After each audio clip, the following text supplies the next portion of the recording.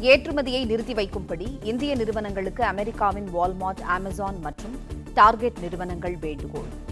இந்திய இறக்குமதி பொருட்களுக்கு அதிபர் டிரம்ப் 50% வரி விதித்துள்ளதை தொடர்ந்து நடவடிக்கை.